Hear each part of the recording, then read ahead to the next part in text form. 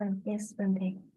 Bante, could you kindly give instruction in the group sitting, Bante? Very well. Yeah, So right. let's sit in comfortable meditation posture. Make sure your back is erect, side cast down. Dạ, bây giờ là thời thiền chung ạ. Kính mời quý vị chọn tư thế ngồi thoải mái, mắt hơi cúi xuống.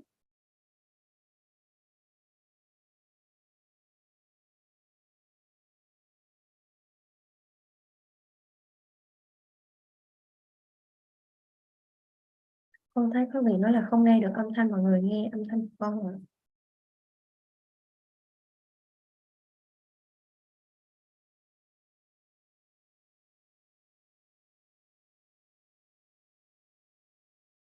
Anh Việt có bên anh nghe được rõ không anh Việt? Rõ em. Dạ, dạ em thấy có vị là dạ rồi ạ.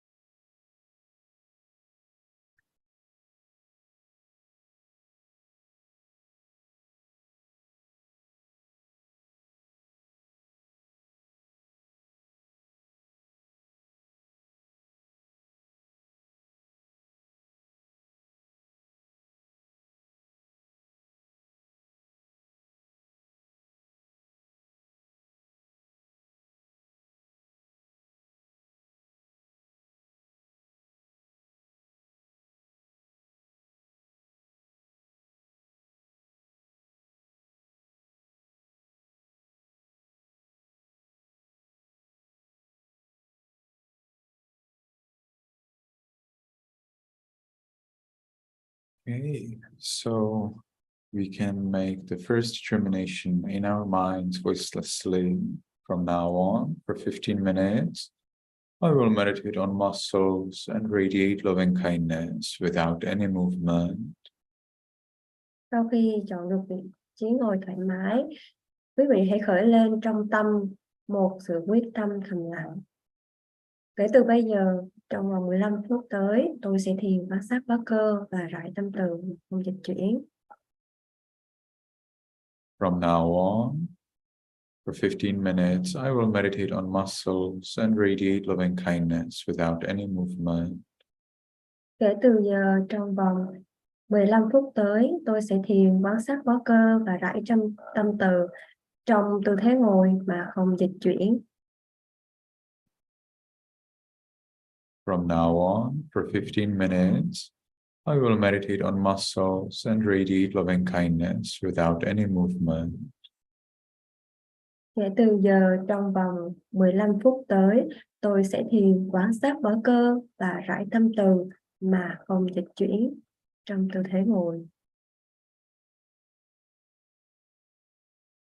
And with that determination, we can gently, lovingly notice the flat piece of flesh at the top of the head.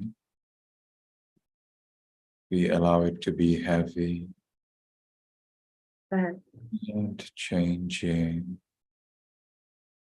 sau khi khởi lên quyết tâm như vậy, chúng ta hãy hướng tâm lên vùng đỉnh đầu và cho phép các cơ thớ thịt trên đỉnh đầu được nặng và luôn biến đổi.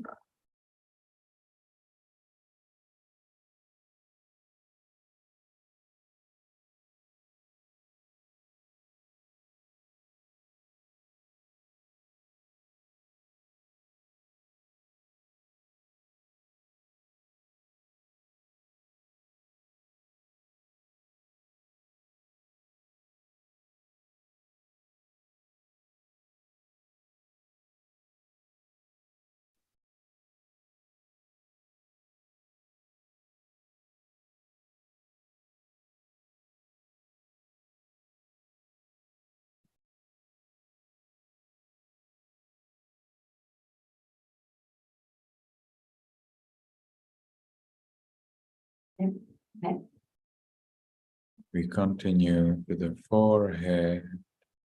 Nào, bây giờ thì quý vị hãy tiếp tục hướng tâm đến phần trán, Eyes, mắt, nose, mũi, lips, môi, chin, cằm, cheeks, má, ears, tai, back of the head, đằng sau gáy.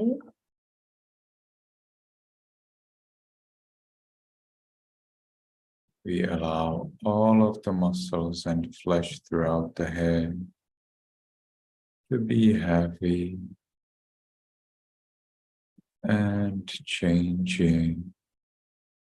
Hãy cho phép toàn bộ các thớ cơ ở trên đỉnh đầu, trên khắp vùng đầu được nặng và luôn biến đổi.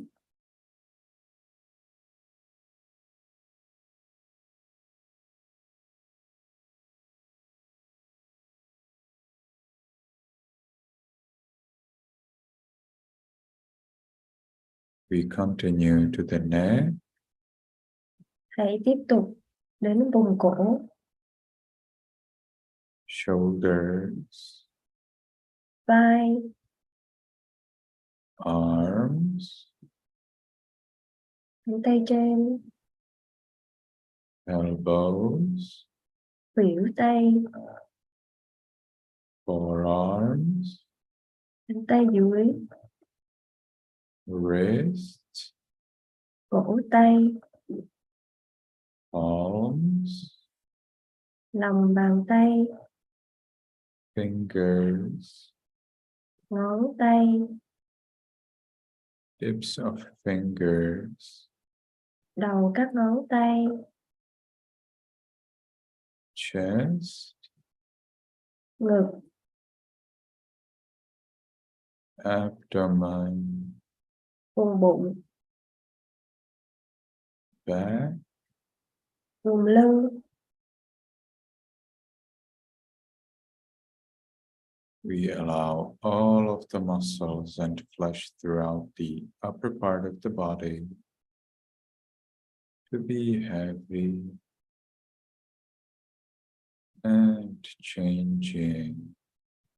Và hãy cho phép toàn bộ các thớ cơ ở trên vùng thân trên được nặng và luôn biến đổi.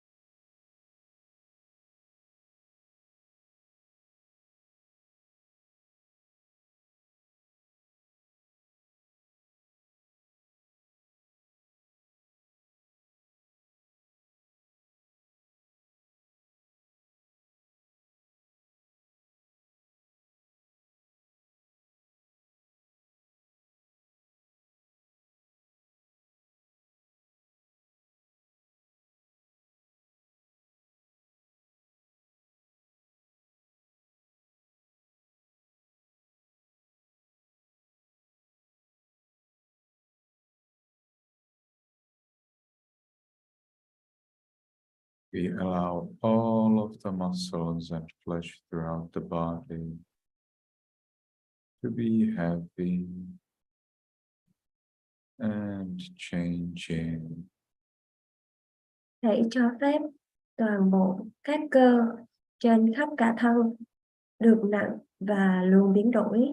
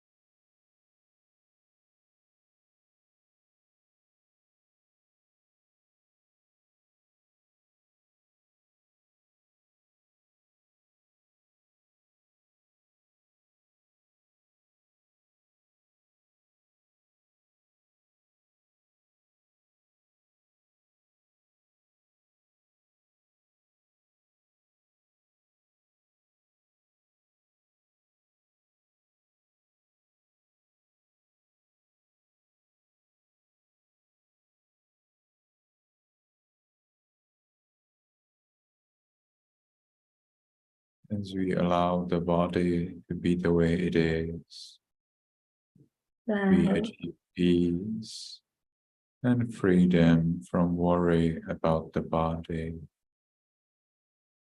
và hãy để cho thân như chính nó là. Vì thế mà ta được thoát khỏi những lo lắng về cái thân này.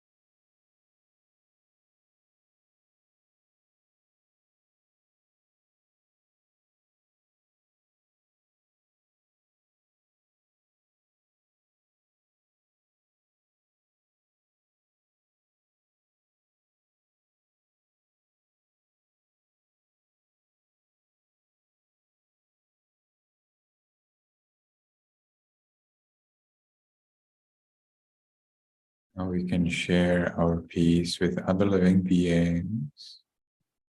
Bây giờ chúng ta có thể san sẻ sự bình an mà chúng ta có được cho tất cả các chúng sinh khác.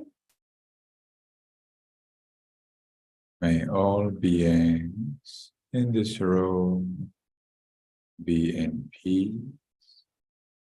Nguyện cho các chúng sinh trong căn phòng này được bình an.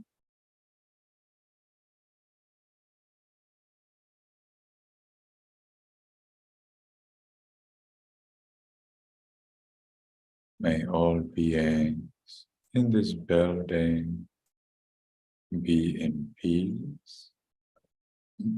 Nguyện cho tất cả các chúng sinh trong tòa nhà này được bình an.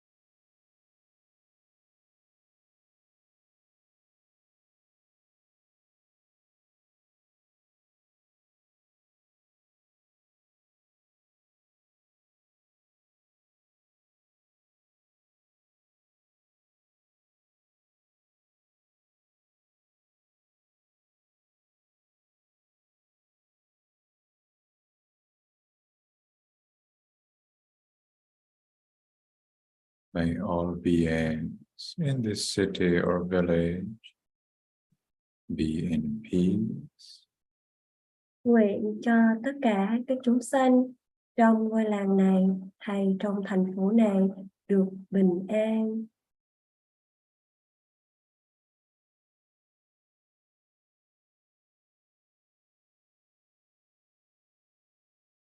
May all beings in this country be in peace. Nguyện cho tất cả các chúng sinh trong đất nước này được bình an.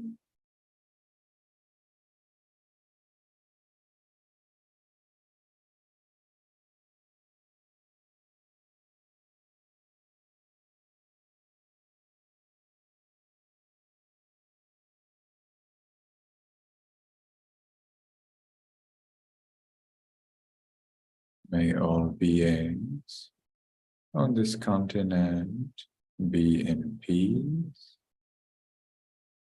Nguyện cho tất cả các chúng sinh trên châu lục này được bình an.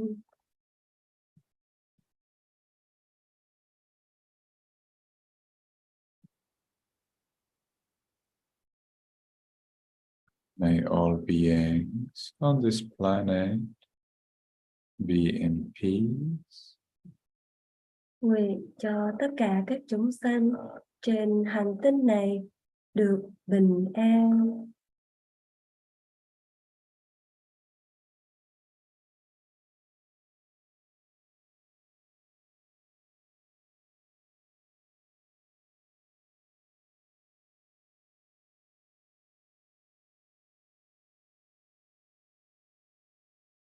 May all beings, including me, be in peace.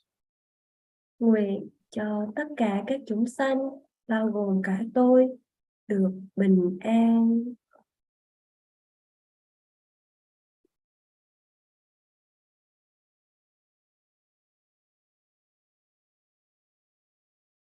Now, because the time for this sitting is finished, let's make the last determination.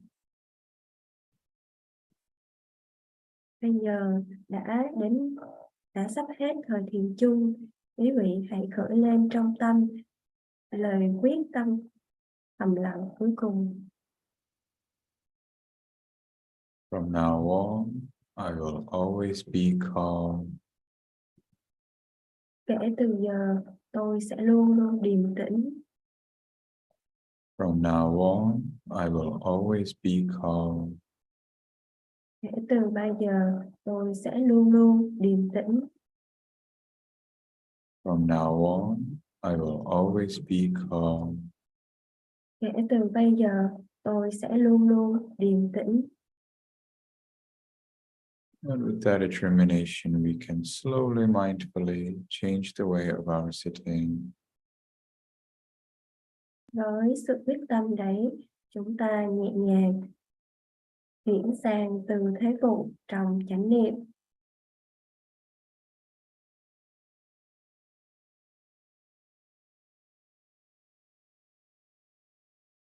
We can take one more minute to enjoy the peace we gained in meditation. Hãy dành thêm một phút nữa để tận hưởng sự bình an mà ta có được từ thời thiền.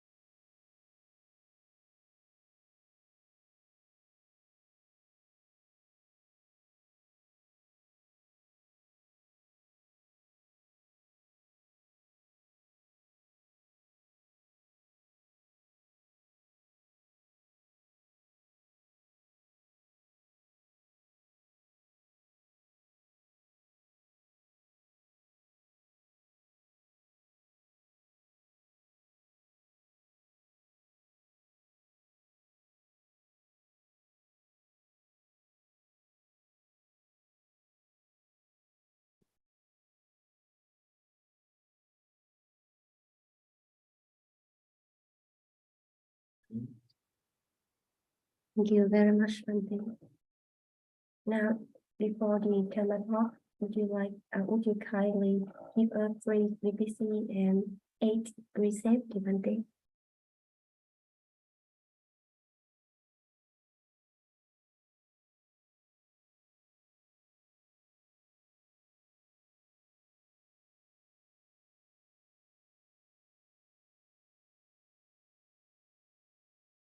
Mời Trần Linh dịch đi, em thấm rồi. Dạ, em xin giới xong rồi em chuyển cho chị dịch.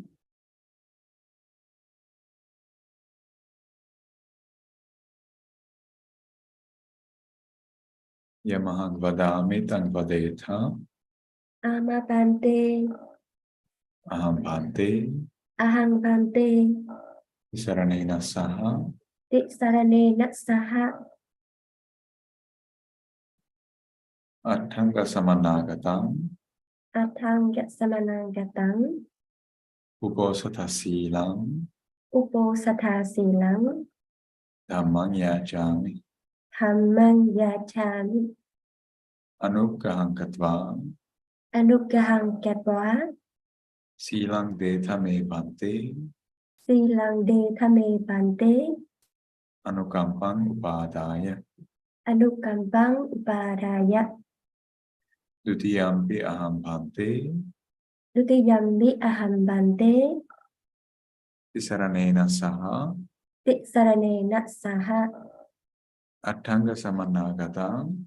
Athang Gasamanang Gatang Uposatha Silang Uposatha Silang Dhammang Yachami Dhammang Yachami Anuggahang Katva Anuggahang Katva Silang De Thame Bhante Silang De Thame Bante Anukampang Upadaya Anukampang Upadaya Tatiyampi Aham Bhante Tatiyambi Aham Bante Visaranena Saha Tisaranena Saha Attanga Samanagatam Athang Gasamanang Gatang Uposatha Silang Uposatha Silang Dhammang Yachami Dhammang Yachami Anuggahang Katva Anuggahang Katva Silang De Thame Bhante Silang De Thame Bante Anukampang Upadaya Anukampang Upadaya Namo Tassa Bhagavato Arahato Sammāsambuddhassa Namo Tassa Bhagavato Arahato Sammāsambuddhassa Namo Tassa Bhagavato Arahato Sammāsambuddhassa Namo Tassa Bhagavato Arahato Sammāsambuddhassa Buddhang Saranang Gacchami Dhammang Saranang Gacchami Sanghang Saranang Gacchami Buddhang Saranang Gacchami Dhammang Saranang Gacchami Sanghang Saranang Gacchami Dutiyampi Buddhang Saranang Gacchami Dutiyampi Dhammang Saranang Gacchami Dutiyampi Sanghang Saranang Gacchami Dutiyampi Buddhang Saranang Gacchami Dutiyampi Dhammang Saranang Gacchami Dutiyampi Sanghang Saranang Gacchami Tatiyampi Buddhang Saranang Gacchami Tatiyampi Dhammang Saranang Gacchami Tatiyampi Sanghang Saranang Gacchami Tatiyampi Buddhang Saranang Gacchami Tatiyampi Dhammang Saranang Gacchami Tatiyampi Sanghang Saranang Gacchami Sarana Gamanang Paripurnang Amapante Panati Pata Veramani Sikkhapadang Samadhiyami Bānāti Pātā Veramani Sikkhapadang Samadhiyami Adinnādāna Veramani Sikkhapadang Samadhiyami Adinnādāna Veramani Sikkhapadang Samadhiyami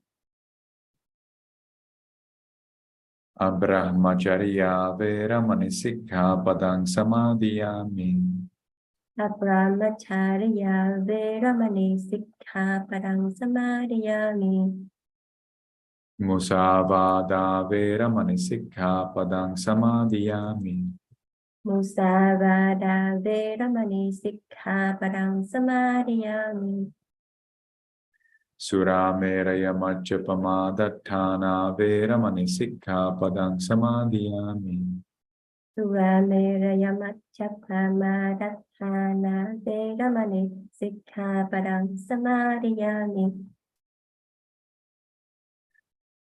Vikala Bhojana Veramani Sikkhapadang Samadhiyami Vikala Bhojana Veramani Sikkhapadang Samadhiyami Nacha Gita Vadita Nacha Gita Vadita Visuka Dassana Visu Kadasana Mala Gandha Vilepana Mala Gantha Vilepana Dharana Mandana Haranam Mandana Vibhusanathana Veramani Sikkhapadang Samadhiyami Vibhusanathana Veramani Sikkhapadang Samadhiyami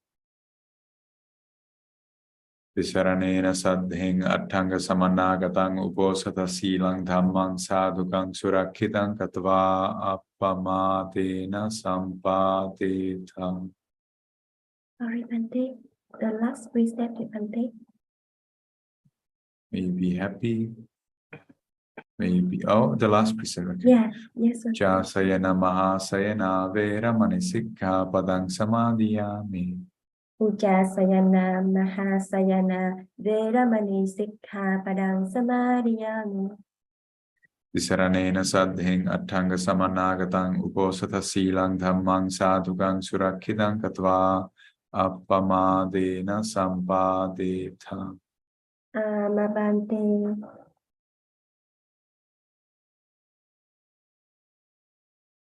Thank you very much, Bante. Now, is that the Dhamma. Dạ, bây giờ sẽ là phần pháp thoại. Kính mời chị Linh giúp ban tổ chức cho người xem vấn đề ạ. Good evening, Bante.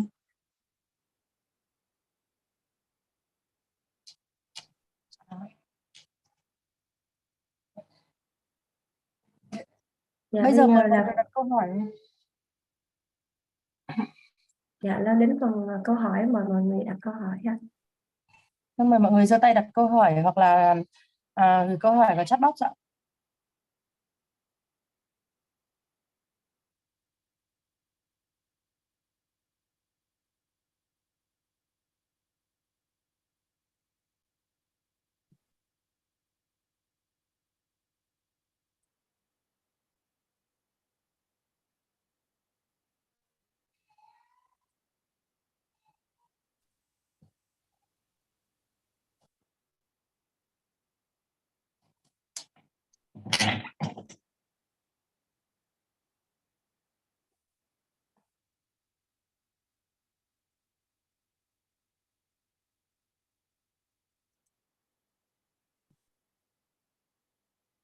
Dạ, mọi người đặt câu hỏi liên quan đến việc hành thiền hay là liên quan đến pháp Phật.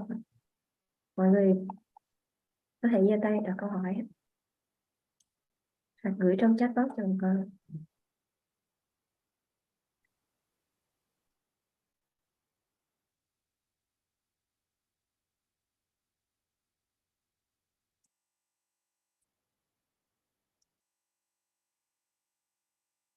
So if there is any question, there's the time to ask. Mời mọi người đặt câu hỏi ạ.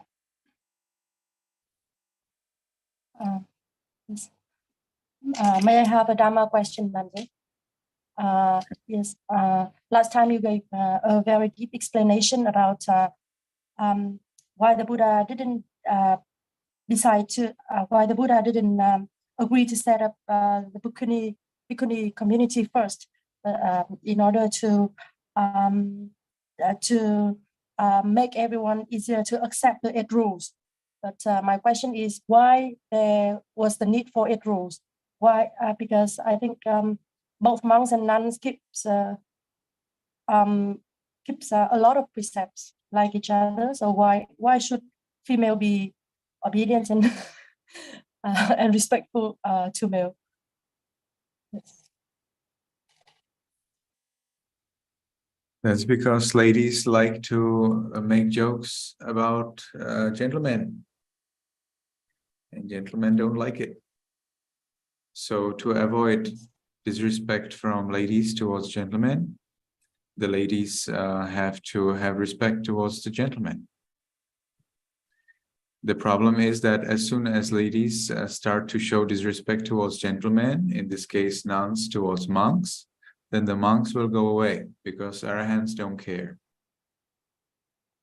And moreover, the nuns would have extremely grave, serious offense in terms of kamma, not of breaking rules, but making jokes about monks, disrespecting monks is pretty bad if those monks are Arahants. Now, if they disrespect nuns who are Arahants, if nuns go, then it doesn't change anything because they're nuns, and nuns without nuns or with nuns is still nuns. But without monks, it's a big difference. Because when the nuns are without monks, then they are prone to be raped and robbed. So it was important that the nuns had always close by monks, and that the nuns have utmost respect for monks, because if they don't, then monks do not need to waste their time with such living beings. Okay, so it's very important that the nuns have respect towards monks, so that monks are willing to sacrifice their safety and their peace, and be with the nuns. Okay, so the monks being with the nuns have to face problems. For example, people's suspicion. But without those nuns, without the monks, the nuns are in danger. So if the nuns have respect towards monks, then monks are willing to sacrifice their peace and safety. And that's my own explanation. That's my own view. The scriptures do not explain it because it's obvious. But my experience is that when women and men are on the same level, there are problems. And men don't need those problems. Especially if they're arahants, they just go. Arahants don't care. Arahants, wherever an arahant goes, he's fine. But a nun is not fine wherever an arahant goes. A nun is not fine wherever monks go.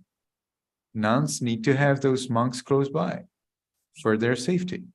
Because again, if the monks are not close by, the nuns were robbed and raped.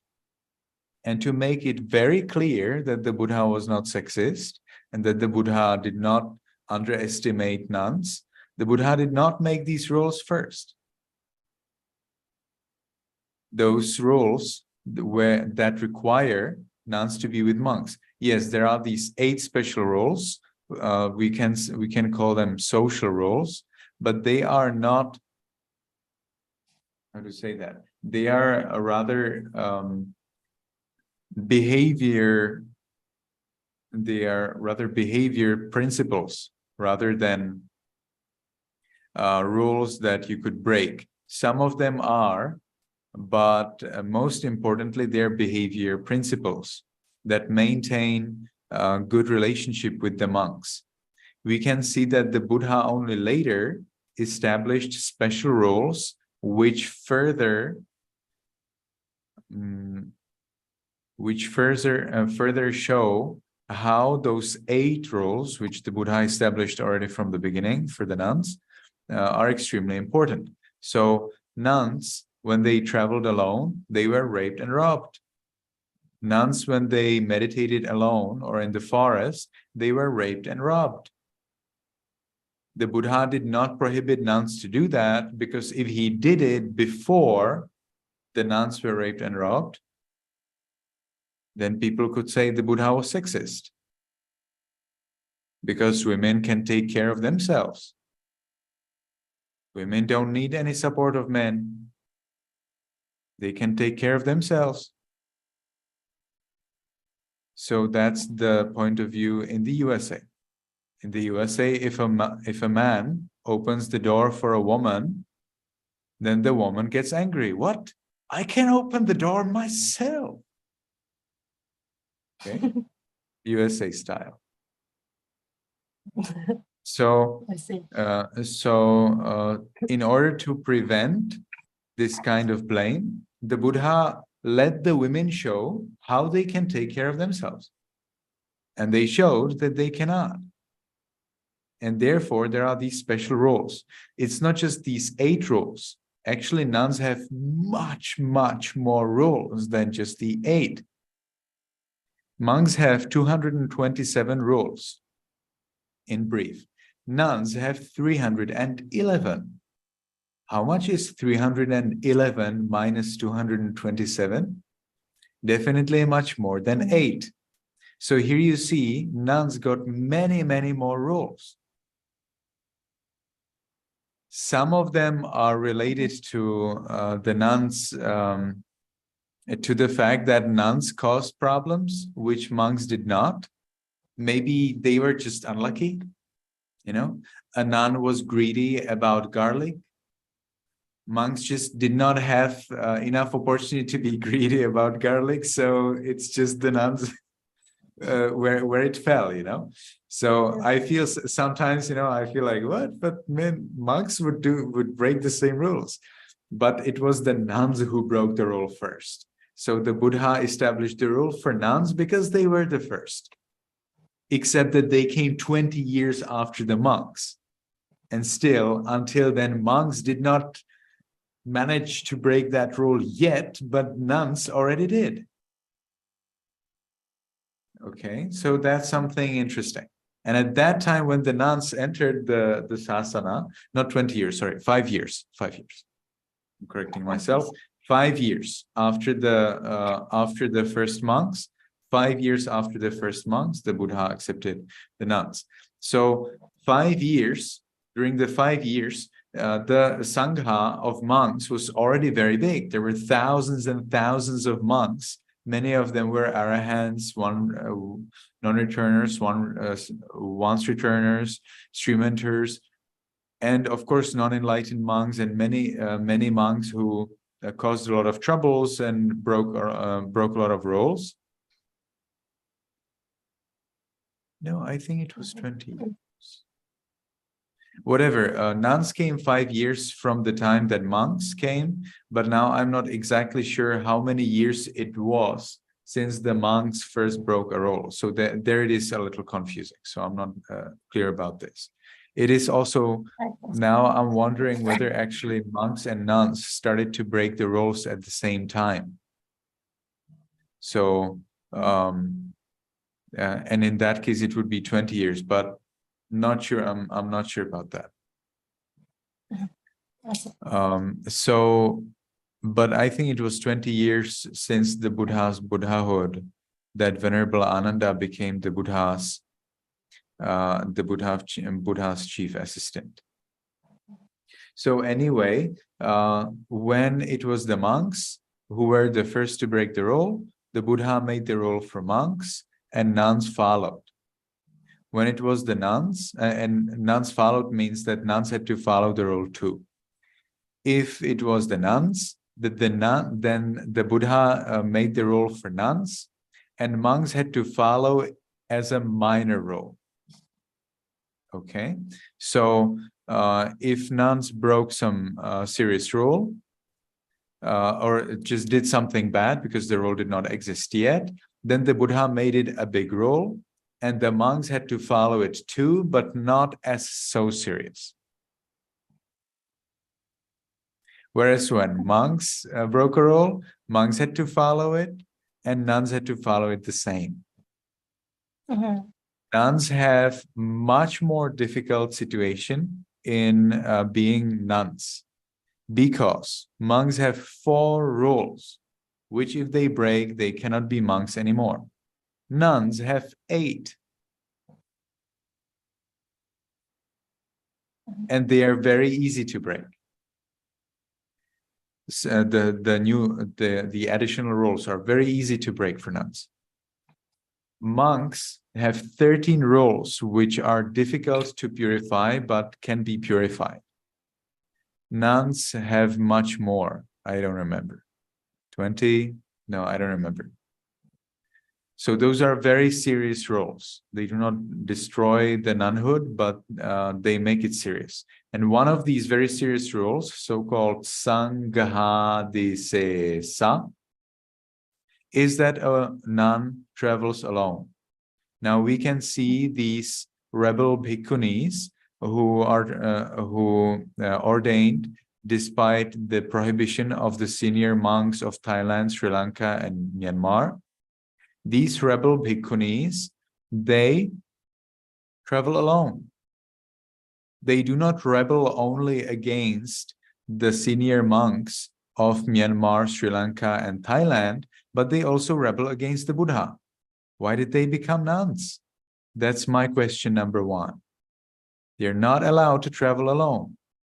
Even if all of the nuns in the world agree that it's okay for a nun to travel, that doesn't change anything. Because the Buddha did not decide that. Okay? If all of the monks in the world decide that it's okay to touch money, it doesn't change anything. Because the Buddha did not decide that. It's the same thing. So why would a woman decide to become a bhikkhuni and then suffer and then break rules? I don't understand that. I don't understand that. And because of this, my confusion, I come to conclusions. My conclusion is that nuns who become bhikkhunis just become bhikkhunis because of conceit, because of their own mental problems, not because they would have faith in the Buddha or because they would want to become enlightened. That is my conclusion, because I don't understand why would the nuns willingly, knowingly break these serious rules. And then when we monks ask these nuns, "Oh, venerable nun, you said that your nuns allowed you to break the rule. The Sangha says so, that it is actually fine when they allow it. Where is this in the scriptures?" And the nun doesn't answer anything and continues to break the rule. You see, the nuns have no respect at all towards the Buddha's decision. So Venerable Nandamala Bhivangsa, the Professor Sayadaw of, that's how they call him. They call him Pacho Sayadaw, Professor Sayadaw. Okay, but if you say Professor Sayadaw, there is only one Professor Sayadaw in the world. That's Sayadaw Ashin Nandamala Bhivangsa. Okay, there are hundreds and hundreds of Professor monks, but only one Professor Sayadaw. Always remember that. So Professor Sayadaw Ashin Nandamala Bhivangsa, he said, well, if the bhikkhunis can follow the rules, then why not? This is such a magic utterance. It's just so clear. They cannot follow them. Sayadaw did not suggest that it's okay for bhikkhunis to be bhikkhunis. He simply pointed out to the very fact that they will never follow the rules because they just don't want to. It's that simple. They can. They just don't want to. Why? Why would they follow rules? Okay. So, so that's the reality. If the nuns ever wanted compassion from the monks and reconsideration, well, then they would need to follow the rules, right? So then the monks would say, well, okay, so you follow all of the rules, so maybe it's not so bad. But they even break the rules. They go to shop in the evening, they cook dinner and things like that. Even there, I met a bhikkhuni, how to say that, former bhikkhuni from UK. Former bhikkhuni means she's no bhikkhuni anymore, who left the bhikkhuni order, who became a novice nun, just because she saw the other bhikkhunis breaking the rules. It is so bad that the bhikkhunis themselves become samaneri, novices, because they see that the other bhikkhunis just don't follow the rules. It's just so horrible. They do not become bhikkhunis to become enlightened. No, not at all. They become bhikkhunis of conceit. So I'm very critical of bhikkhunis. All right? Very critical. Why would someone become something that doesn't become enlightened? If they want to become enlightened. See, becoming bhikkhuni does not lead you towards enlightenment. There is not a single bhikkhuni in this world who would be believed to be at least Srimanta. No, zero. But there are hundreds and hundreds of Tilashin, of 10 precept nuns, 8 precept nuns who are believed to be Srimanters, once-returners, non-returners.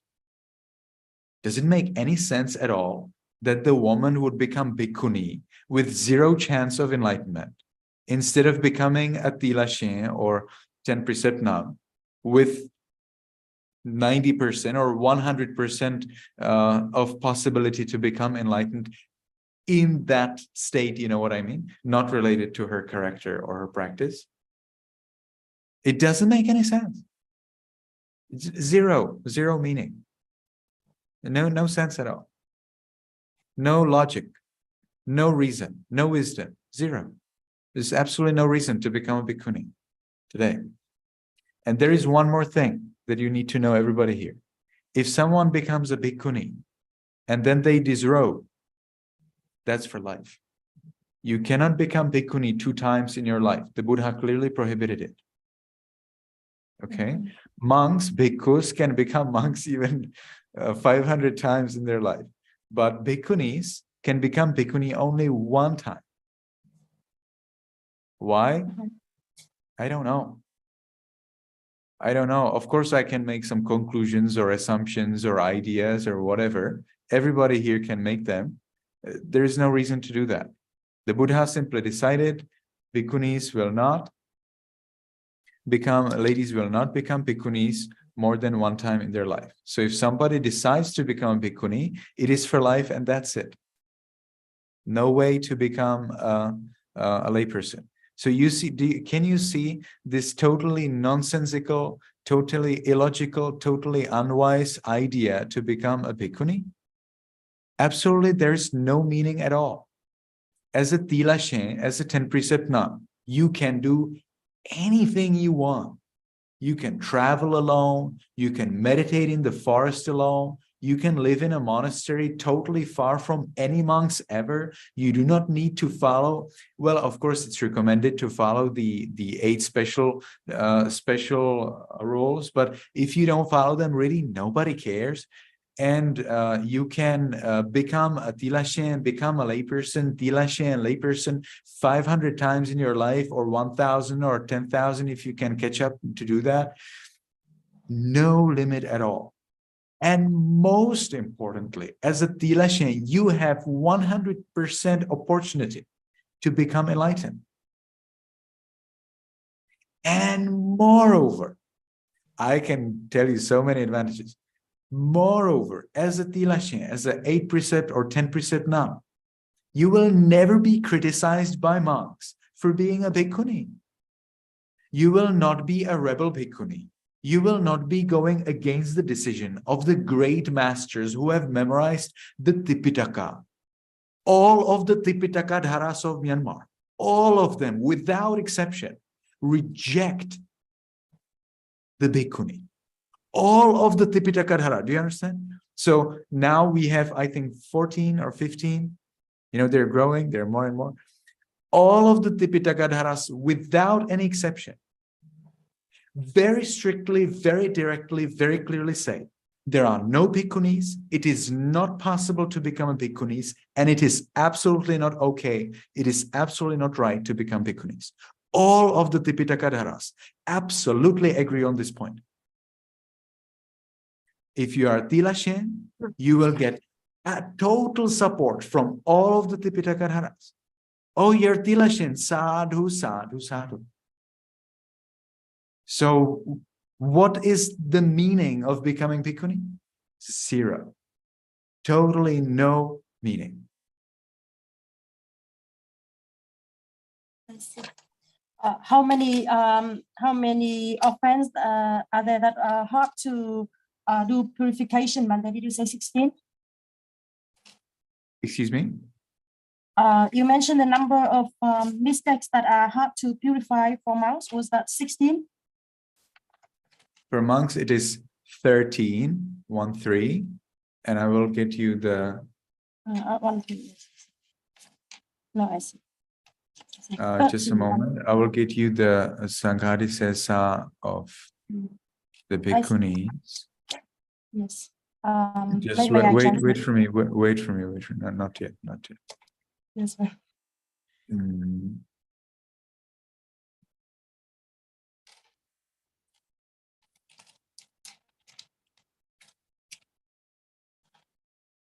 17. For bhikkhuni 17, I see. For monk 13, bhikkhuni 17, I see. So monks have 13, nuns have, bhikkhunis have 17. Yes. Tilashen have 0. Tilashen have 0 parajikas, yes. 0 sanghadisas. Tilashen have just 10 precepts, okay, or 8 precepts. Yes. Tilashens, you mean the novice nun, right? Tilashe is the Burmese word for the pink nuns. But some pink nuns are not pink at all. They wear brown robes, and I would still call them pink nuns because they're part of the community. Tilashe are nuns, are ladies who take up special robes, usually in the color of pink or brown. But in Thailand, they take up white robes. In Sri Lanka, they take up whatever robes they want. And these nuns then follow 8 precepts or 10 precepts, usually expected to follow so for whole their life. But of course, it's possible and perfectly fine to become a temporary tilashe. There is absolutely no way to become a temporary bhikkhuni, because you can become bhikkhuni, or you can, but only one time in life. Okay. I see. Yes. Dạ, câu hỏi của con là tại sao Phật lại chế bát kỉnh pháp ạ? Tại vì chỉ vì người ta mang thân nữ, mà một người mang thân nữ, hai người cũng giữ giới tu sĩ như nhau, một người mang thân nữ lại phải cung kính với người mang thân nam thì không công bằng. Thì sư nói là bởi vì là những cái người nữ ấy thì thích trêu chọc người nam, nhưng mà cái người nam thì họ không thích cái điều đó, và để tránh cái điều đó và để tránh mang lại các cái vấn đề thì Phật chế ra giới là cái người nữ là phải tôn kính người nam, bởi vì không tôn kính thì các cái vị tỳ kheo họ rời đi, và những cái vị A La Hán thì họ chẳng cần gì nữa, họ sẽ rời đi và không có ai bảo vệ cho các cái người ni này. Và bên cạnh đó thì mặc dù là cái việc họ có thể là họ không phá giới, thế nhưng khi mà họ trêu chọc mà các vị tăng, mà đặc biệt là các vị A La Hán, thì đó là một cái tội rất là lớn, là một cái nghiệp rất là nặng. Và nếu như mà khi mà các vị ni mà họ không thích, họ bỏ đi thì tăng cũng chưa có làm sao. Thế nhưng mà nếu như mà tăng mà không có hài lòng và họ bỏ đi thì ni sẽ gặp những vấn đề rất là lớn, bởi vì người ni rất là dễ bị cướp rồi bị hiếp. Và nếu như mà người ni họ không có ở gần bên người tăng, thế cho nên là cái việc buộc người ni phải tôn kính người tăng là để cho cái người tăng họ không có họ sẵn lòng họ hy sinh cái thời gian, và hy sinh cái sự an toàn của họ, cái sự bình an của họ để mà ở bên để bảo vệ cho những cái người ni. Bởi vì người ni mà không có tăng ở bên thì họ sẽ rất là bị nguy hiểm. Đó là cái góc nhìn của riêng tôi, kinh điển thì không nêu ra cái điều này, bởi vì cái điều này nó khá là rõ ràng rồi. Khi mà đặt người nam và người nữ cùng ở một cái thứ hạng ngang nhau thì sẽ có rất là nhiều vấn đề. Khi các vị A La Hán họ đã đắc A La Hán rồi, họ có đi đâu thì họ cũng không gặp vấn đề gì cả, họ cũng vẫn luôn ổn. Thế nhưng khi họ rời đi thì cái người ni sẽ không có được ổn, vì người ni là phải ở gần bên người tăng để cho cái sự an toàn của mình, để không có bị cưỡng hiếp và không có bị cướp. Cho nên là đây là không phải là Đức Phật phân biệt giới tính hay là Đức Phật thiếu tôn trọng người ni, mà Phật đặt ra bát cảnh pháp này. Bát cảnh pháp này thì thực ra không hẳn là những cái luật mà khăng không được phá, mà thực ra đây thì nhiều hơn là ta nên xem đây là những cái quy tắc ứng xử để mà duy trì được cái mối quan hệ. Và sau đó thì Đức Phật còn chế ra nhiều cái giới luật nữa, để cho thấy là bát kỉnh pháp mà Phật đã chế trước đó là quan trọng. Bởi vì nếu mà không có những cái quy luận định này, những cái luật này, thì người ni họ đi một mình, họ ngồi thiền một mình trong rừng và họ rất là dễ bị cướp và bị hiếp.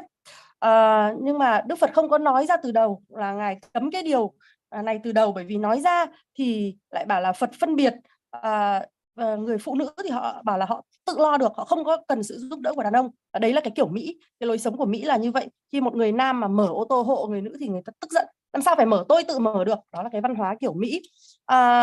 Vào thời Đức Phật thì lúc đó đã có hàng ngàn tỳ kheo rồi, có những hàng ngàn thánh nhân, hàng ngàn vị phàm tăng, hàng ngàn thánh tăng, hàng ngàn phàm tăng, và cũng có những vị tăng không có tuân thủ giới luật. Và khi mà tỳ kheo ni xuất hiện, bước chân vào giáo pháp thì là cũng khá là lâu sau thì tỳ kheo ni mới xuất hiện. Và để mà chỉ trích những cái để mà tránh những cái sự chỉ trích là Đức Phật không có tôn trọng người nữ, thì Đức Phật để cho họ thấy rằng là họ không có tự lo được cho họ, thì Đức Phật mới chế ra những cái giới này. Ta thấy là người đối với tỳ kheo tăng thì có 227 giới, và đối với ni thì có 311 giới. Như vậy tức là họ không phải là chỉ có nhiều, phải giữ giới nhiều hơn tăng là 8 giới bát của Pháp đâu, mà cái số giới là còn nhiều hơn, tức là lấy 311 trừ đi 227 thì còn nhiều hơn nhiều. Bởi vì nhiều khi là người ni là người gây ra vấn đề, đôi khi là họ là những người gây ra vấn đề trước, đôi khi thì cũng là họ không may mắn thôi. Ví dụ như là khi có một người ni tham ăn tỏi chẳng hạn, thì họ thì Đức Phật mới chế ra cái giới đó, họ mắc lỗi thì Đức Phật mới chế ra cái lỗi đó. Thế nhưng mà trong suốt cái thời gian mà tức là tăng đoàn thì có trước ni đoàn, nhưng mà trong khoảng thời gian đó thì các vị tăng lại chưa ai phạm vào những cái lỗi như thế này. Mặc dù là tăng đoàn thì có trước và đã có hàng ngàn vị tăng và rất là nhiều thánh nhân rồi. Thì cái khoảng thời gian mà tăng đoàn có trước ni đoàn thì sư cũng không có nhớ chính xác, nhưng mà có lẽ là 20 năm sau khi Đức Phật thành đạo thì ngài Ananda là trở thành thị giả của Phật, thì có lẽ là nó sẽ là khoảng thời gian như vậy.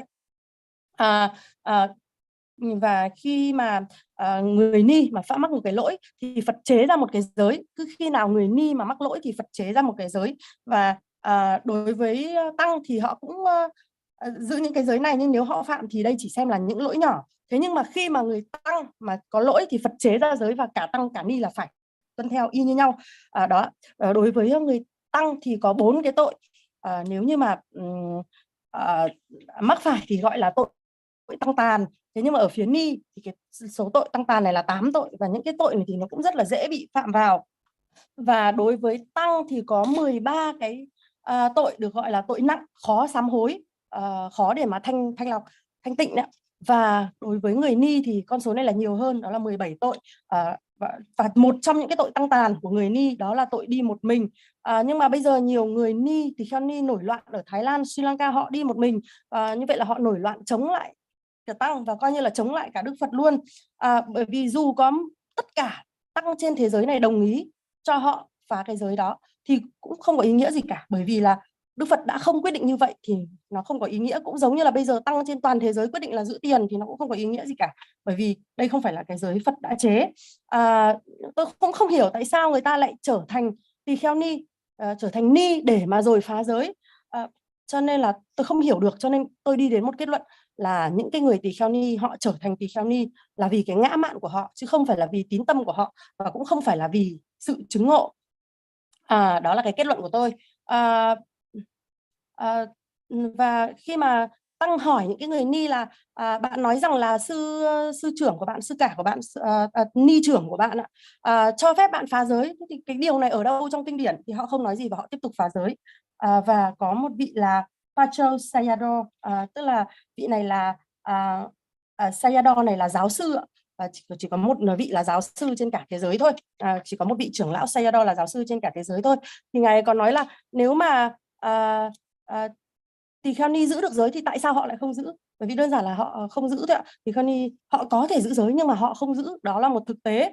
Và nếu như mà người ni mà muốn tăng có cái sự từ bi với mình và muốn tăng suy nghĩ lại thì họ hãy giữ giới trước đã. Nhưng bây giờ thì họ đi mua sắm rồi họ nấu ăn vào buổi tối. Tôi đã gặp một người là cựu ni, tức là ngày xưa vị này đã là tỳ kheo ni ở Anh. Thế nhưng mà bây giờ thì vị ấy đã rời ni đoàn và trở thành Sajini, bởi vì là vị ấy nhìn thấy những cái người khác ở trong ni đoàn và phá giới, và vị ấy không thấy cái điều này là kinh khủng quá nên vị ấy xuống làm Sajini. Và tôi thấy là họ thành người ni là vì cái sự ngạo mạn của họ, vì cái ngã mạn của họ, chứ không phải là để giải về sự chứng ngộ. Bởi vì là cái việc trở thành người ni thì nó không có ý nghĩa gì về sự chứng ngộ. Hiện nay không có một người ni nào mà được xác nhận là đã chứng ngộ. Thế nhưng mà thực ra cái người tu nữ, tu 8 giới và 10 giới thì họ cũng vẫn có khả năng chứng ngộ rất là nhiều. Và người tu nữ ở đây là những cái người mặc áo trắng hoặc là những người mặc áo hồng theo văn hóa Thái Lan ấy. Thì đó là sư định nghĩa những cô tu nữ là họ chỉ giữ 8 giới hoặc là 10 giới thôi. Và như vậy thì cái việc trở thành tỳ kheo ni là cũng không có ý nghĩa và không có trí tuệ ở đây. Còn một điểm nữa là khi mà một người trở thành tỳ kheo ni và xả y thì không được quay trở lại nữa. Tức là vị tăng có thể trở thành tăng 500 lần trong cuộc đời. Thế nhưng mà với tỳ kheo ni thì chỉ có 1 lần thôi. Và Phật đã chế giới là không được trở thành tỳ kheo ni 2 lần. Như vậy tức là không thể xả y rồi lại xuất gia lại nữa. Thế cho nên là cái việc mà trở thành tỳ kheo ni thì là một cái điều không khôn ngoan. Trong khi là một tu nữ 10 giới thì có thể đi một mình, có thể thiền trong rừng, có thể ở một cái thiền viện cách xa tăng, và có thể không làm tu nữ nữa rồi lại quay lại làm tu nữ 500.000, 10.000 lần trong cuộc đời, không ai nói gì cả, và vẫn hoàn toàn có 100%, tu nữ vẫn có 100% khả năng chứng ngộ. Và thêm một điều nữa là khi làm tu nữ mình ta giữ 8 giới hay là 10 giới, ta lại không bị các cái vị tăng họ chỉ trích là đang nổi loạn chống lại các vị tăng và chống lại các cái vị đại pháp sư tam tạng. Bởi vì tất cả các vị đại pháp sư tam tạng trên thế gian hiện nay là có khoảng 14-15 vị, thì họ đều không có công nhận tỳ kheo ni, họ nói là không có tỳ kheo ni và việc này là không đúng, tất cả họ đều nói như vậy.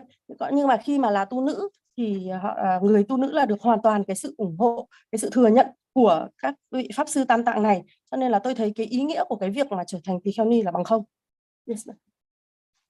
Okay, I totally admit that there are very special exceptions of bhikkhunis who meditate and who try to follow the rules, but I can guarantee you that bhikkhunis do not follow the rules.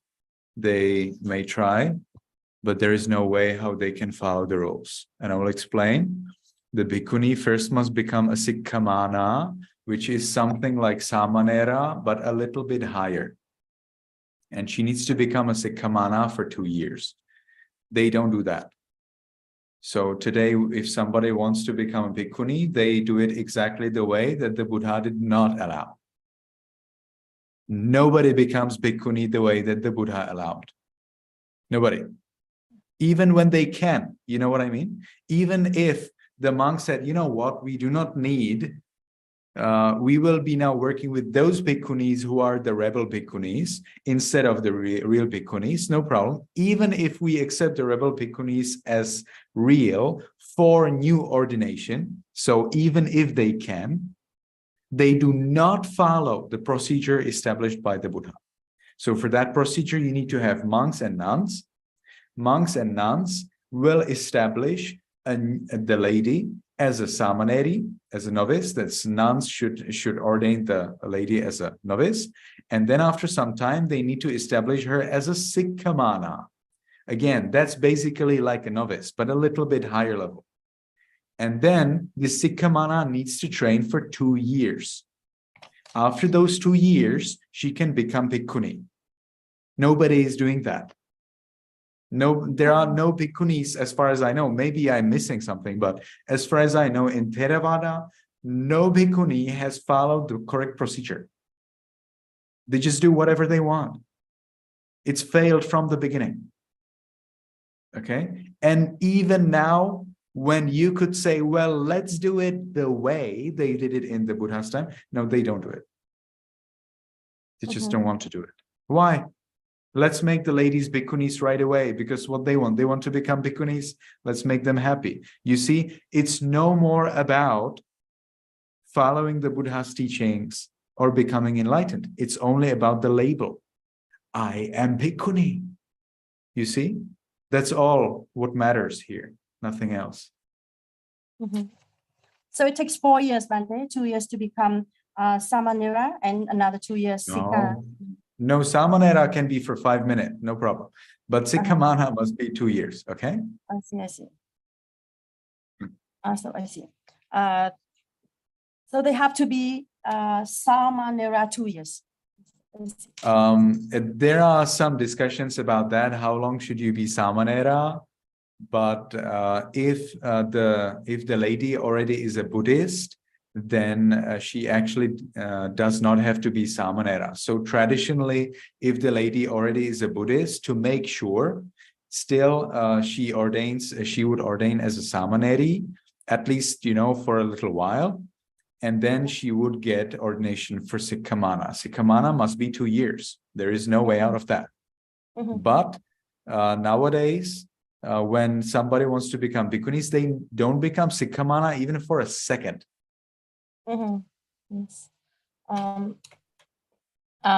Và tất nhiên là cũng có những ngoại lệ. Có những tỳ kheo ni thì họ cũng cố để mà hành thiền và họ cố để tuân theo giới luật, nhưng tôi sẽ chứng minh luôn là thực ra là không ai đang tuân theo giới luật cả. Bởi vì là để trở thành tỳ kheo ni thì có một quy trình mà do Phật đã chế ra, và ngày nay thì khi mà nói với những cái người đó là những cái người ni là họ đang làm không đúng cách mà Phật đã chế ra, và kể cả bây giờ nói là nếu như mà các vị tăng mà chấp nhận người ni và chúng ta sẽ quy lại từ đầu, chúng ta sẽ xuất ra lại từ đầu và làm đúng cái quy trình mà Phật đã chế ra thì họ cũng không chấp nhận.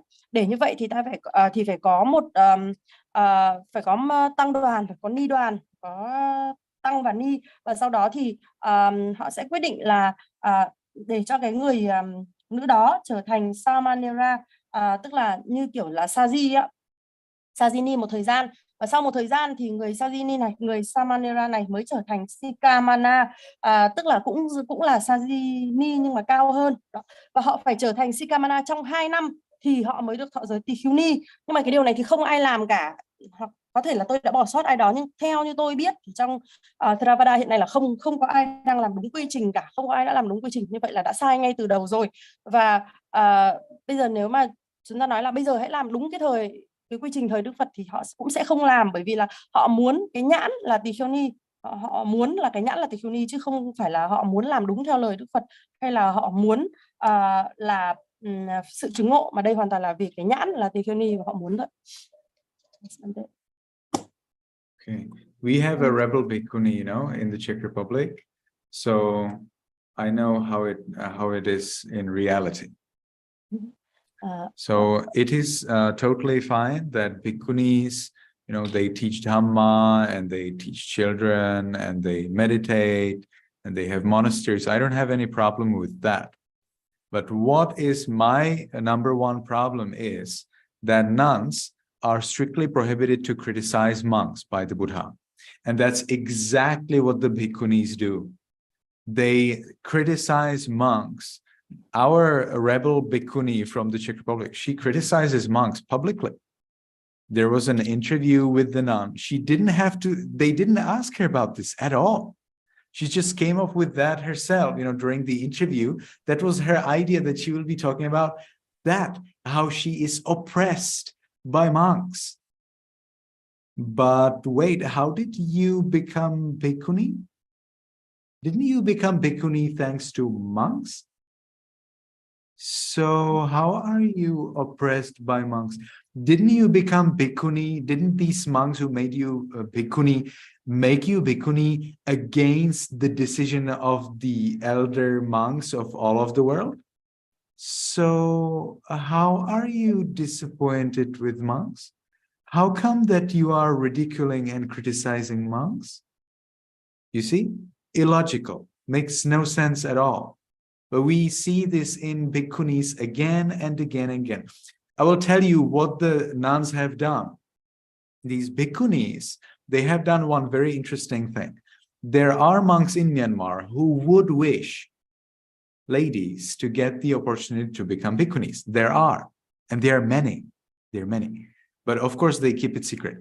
And these monks, and one of them who is very knowledgeable, who knows scriptures very much, and who follows all of the rules, never breaks any rule of monks. He told me, Venerable Sarana, when you go to the Czech Republic, establish the Bhikkhuni Sasana. That's a fantastic idea. We cannot do it in Myanmar, no problem. Go to another country and do it. And I say, but I don't want to do that. I don't like the idea. And he says, why? What's the problem? And I say, well, but he really studied the scriptures very, very much. And he's totally convinced that it's a good idea to establish bhikkhuni. At that time, then I explained to him the problem. So I tell him, there are already some ladies who think they are bhikkhunis. Because from our point of view, of course, they're not bhikkhunis, they're just lay people. And these bhikkhunis, you know what they do? They criticize monks. They say, oh, we have to pay respect to monks. Oh, these monks, they don't agree that we are bhikkhunis. And they cry that they have to follow the Buddha's rules. And he says, really? And I say, really? And then he says, Well, in that case, do not establish the bhikkhunis house. Ở Séc thì cũng có những cái vị ni rất là nổi loạn như vậy. Tức là khi mà người ni họ dạy pháp rồi họ hành thiền, họ dạy trẻ em thì tôi cũng không thấy có vấn đề gì. Nhưng mà cái điều mà tôi thấy là vấn đề ở đây đó là khi mà người ni họ chỉ trích tăng, mà người ni thì không được chỉ trích tăng. Đây là cái điều Phật đã nói. Thế nhưng cái người ni ở Séc này thì trong một cuộc phỏng vấn cô ấy chỉ trích tăng công khai luôn, và cô ấy nói là cô ấy bị đè nén, bị áp bức bởi tăng. Thế nhưng mà cô ấy đã trở thành người ni nhờ có ai ạ? Nhờ có ai mà cô ấy được trở thành ni là nhờ có tăng ạ. Và có phải là những cái vị tăng mà đã cho cô ấy trở thành tỳ kheo ni, đã thọ giới tỳ kheo ni cho cô ấy, mà chống lại cái quyết định của những cái vị sư khác, những cái vị tiền bối khác. Thế thì là cô ấy thất vọng với cái sự thất vọng với cái vị tăng này hay sao, hay là cô ấy chỉ trích những cái vị tăng này hay sao? Và họ còn chỉ trích tăng rất nhiều, chỉ trích đi chỉ trích lại nữa. Và cũng có những cái người tăng thì họ rất muốn cho người nữ cái cơ hội được trở thành tỳ kheo ni. Và có một cái vị rất là lỗi lạc, rất là đáng kính và rất là có pháp học đã nói với tôi rằng, là một vị sư rất là hiểu kinh tạng, hiểu luật, đã nói với tôi rằng là hãy thiết lập ni đoàn tại Séc đi, nếu mà không thiết lập được tại Miến thì chúng ta hãy thiết lập tại Séc. Và tôi nói là tôi không thích cái ý tưởng đó. Mà vị này thì là người rất là hiểu rõ luật, và vị ấy thích cái việc là thiết lập tỳ kheo ni, thiết lập ni đoàn, cho nên vị ấy mới nói với tôi. Và tôi đã giải thích là chúng ta đã có những cái người tỳ kheo ni rồi, tức là họ tự nhận họ là tỳ kheo ni, còn đối với tôi thì họ chỉ là cư sĩ mà thôi. Và họ chỉ trích tăng, và họ than phiền là bây giờ chúng tôi phải tôn kính tăng, chúng tôi phải tuân theo những cái luật lệ nọ luật lệ kia, và họ khóc lóc là họ phải làm theo lời Phật dạy, thì họ phải theo những cái điều luật của Phật thì họ khóc. Thế là vị kia mới hỏi tôi là thật á? Tôi bảo thật. Vị ấy bảo thế thì thôi, không thiết lập ni đoàn nữa. Yes. There's a question from Lê Anh Châu. Yes. As in the chat box, I easily get mindfulness in sitting meditation session than walking meditation session. Could you kindly give suggestion how to balance time for sitting and walking to get effective result in meditation?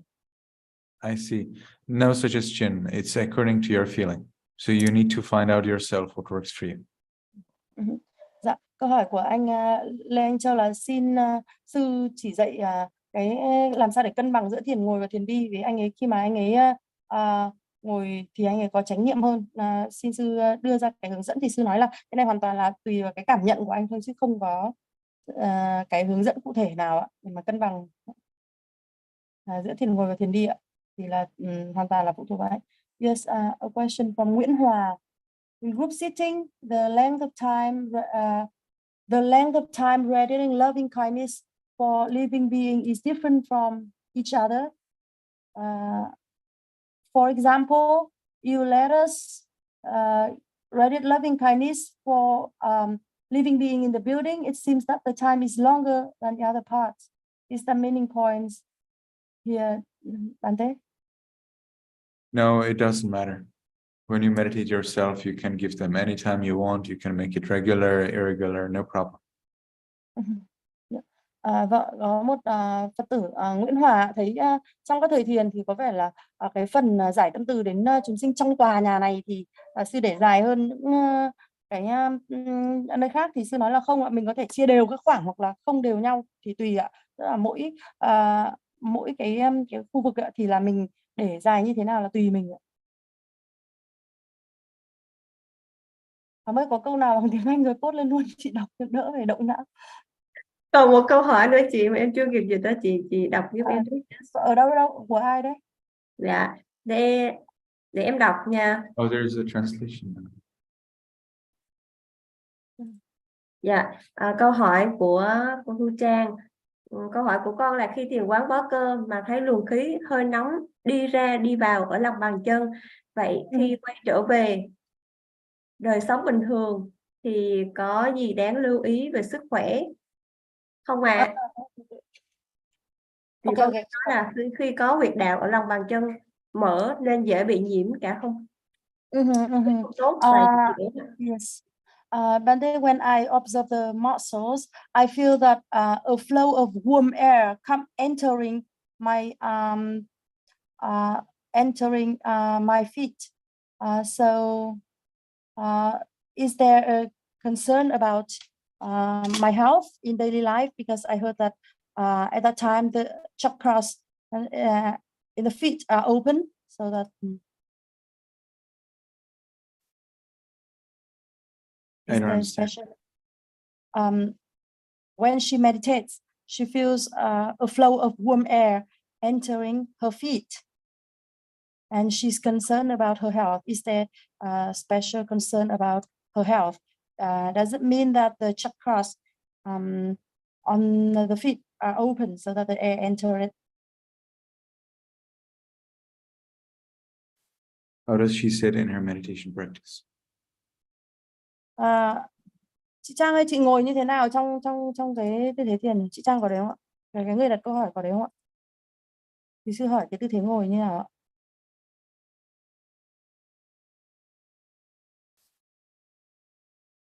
Cái người ngồi, chị Trang ơi, chị có đấy không ạ?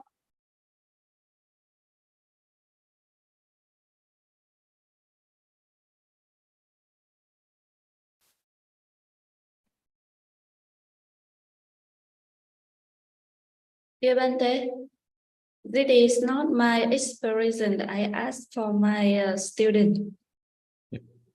He sitting meditation.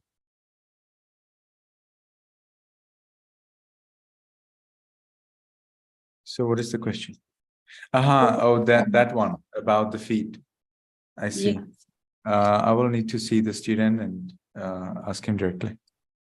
Well, we have him here. So can he tell me how exactly does he sit in his meditation practice?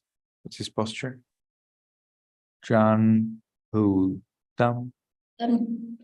Dạ, chú mở ra và chú có thể nói là cái tư thế ngồi thiền của chú chính xác là gì không ạ?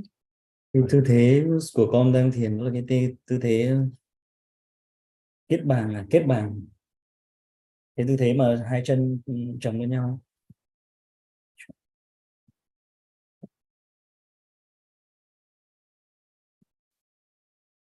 Chân như thế này.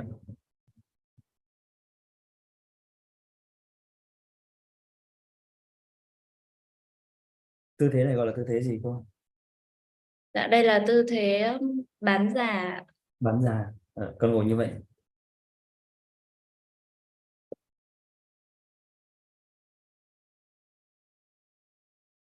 Và thấy khi mà mình tập trung sâu vào á, thì thấy có cảm giác nó có dòng khí ở hai lòng bàn chân cùng một lúc. Bante, he meditates in this posture, and when he really I don't see it. I don't see that posture.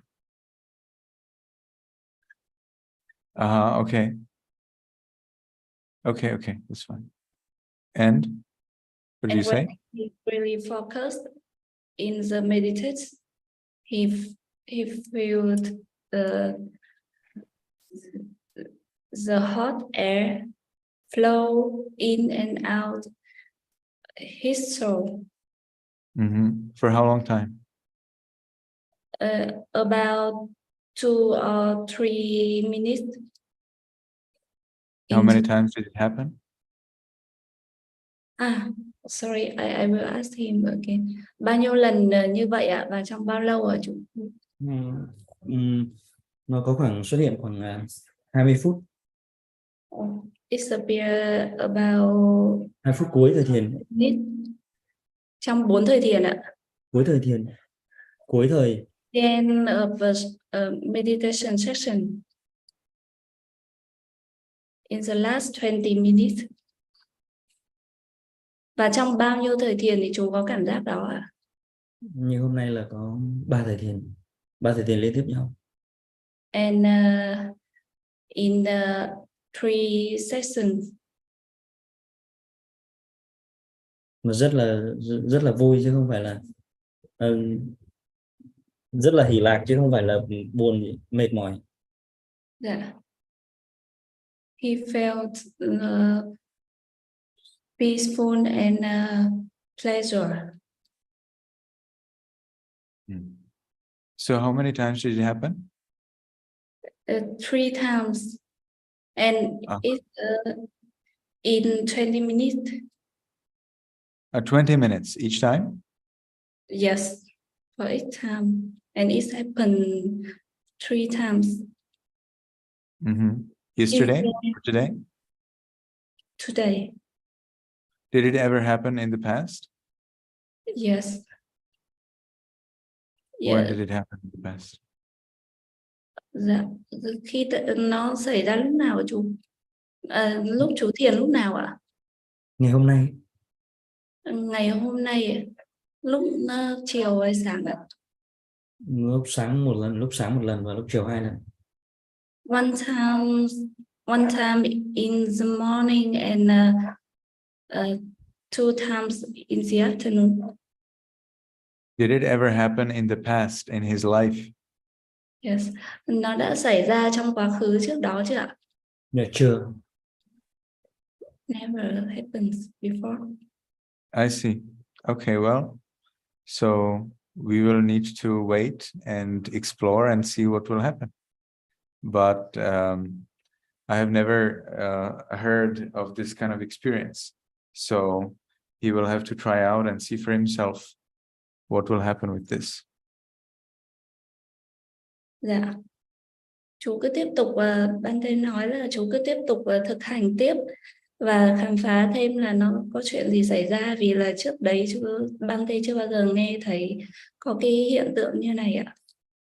Nên là cứ tiếp tục thử xem ạ.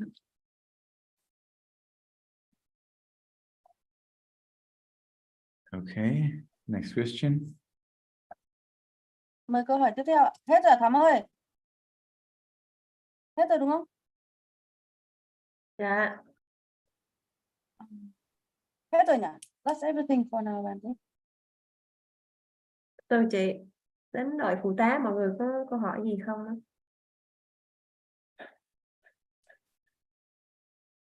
No more question? Yes, Venerable Dhammanandi.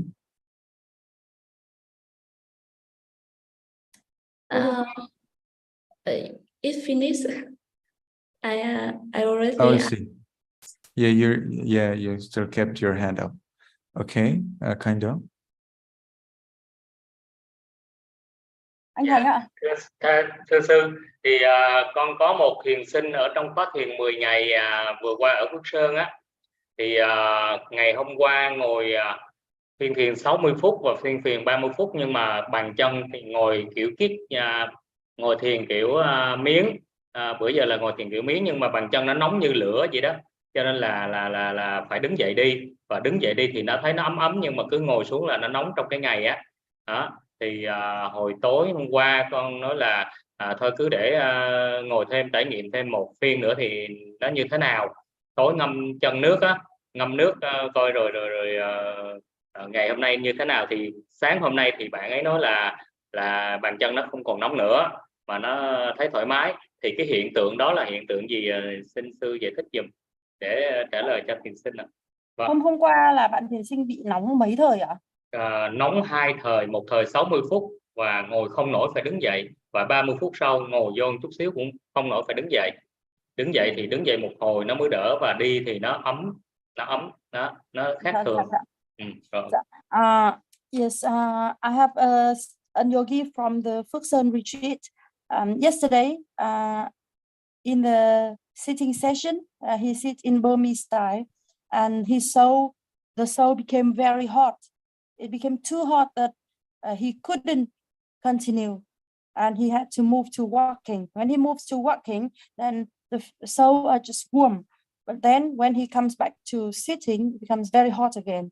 But this morning he doesn't experience it anymore. But he's concerned about that heat. Why was that heat there? So for how long time did it happen, and how many times did it happen? Tức là bị 2 lần đúng không? Mỗi lần mấy phút? Bị 2 lần. Như trong ngày hôm qua là ngồi 2 lần như đó, là 2 lần nóng, cho nên là không có dám ngồi nữa. Vâng, nhưng mà bị nóng bao lâu ấy ạ? Nóng thì phiên đầu thì tới 30 phút bắt đầu nóng một hồi, nóng chịu không nổi thì phải đứng dậy. Ở phiên thứ hai thì bao lâu thì chịu không nổi ạ? Thì khoảng một lúc nữa là nó nóng giống như đi trên than lửa vậy đó. Một lúc là bao nhiêu lâu ạ? Khoảng hơn 5 phút. Bạn trả lời là cái dấu hiệu đó nó nóng mà mình ngồi hơn một chút xíu nữa là 2 phiên đều là trên 5 phút. Cho nên mới hỏi ạ. Yes, when he sat down for 30 minutes, then the feet became very hot, and just after 5 minutes, he couldn't continue anymore because his soul was burning like coal, like burning coal. So Did he experience this any time before in the past? Trước đấy đã bao giờ bị chưa? Trước đó thì không bao giờ bị, mà trong Phước Sơn cũng không bị. No, không có gì hết. No, not even at first. What's the meditation posture in which he sits? Burmese. Okay. So, what about to take towels, 2 towels, and soak them in cool water, keep them on his feet, and meditate? What will happen? Mình thử ngâm 2 cái khăn vào nước lạnh ấy, thế xong rồi you mean cover the feet with a cold towel, cover the feet, bọc 2 cái chân lại trong lúc thiền thử xem sao. Dạ vâng ạ. Yes. Dạ. Thì hôm qua thì bữa nay thì hết rồi, sáng nay thì nói hết, thì nó cũng là gần như là tự động. Tối hôm qua cũng có ngâm chân. I asked him to soak his feet in water yesterday, and this morning it disappeared. I see. Interesting. Yeah. Vậy thì Thiền xin hỏi là cái hiện tượng đó là nó như thế nào, vì sao mà nó như thế, để But he's concerned about the heat. Do you have any explanation for the heat? It shouldn't be there. Something is wrong. I don't know what. Sư không biết, nhưng mà lẽ ra là không nên nóng như thế, có cái gì đấy sai thôi, sư không biết là cái gì sai. Vâng ạ. Dạ con cảm ơn. Yeah, washing his feet is a good idea. Not just soaking, but washing them carefully with the soap. Right before he gets into his sitting practice. If that helped, well, then that helped. So that's the solution. Make sure you note it carefully in your instructor notes. Là ngâm chân cũng là một cái ý tưởng rất tốt, nhưng mà đừng chỉ ngâm chân mà hãy rửa chân. Trước cái thời thiền ngồi thì sẽ rửa chân sạch sẽ cả với xà phòng xem, và nếu mà nó có tác dụng thì là nó sẽ có tác dụng. Và anh Khánh nhớ là ghi cụ thể cái chi tiết này vào trong cái tờ note của mình. Yeah, thank you Bante. Yes, thank you.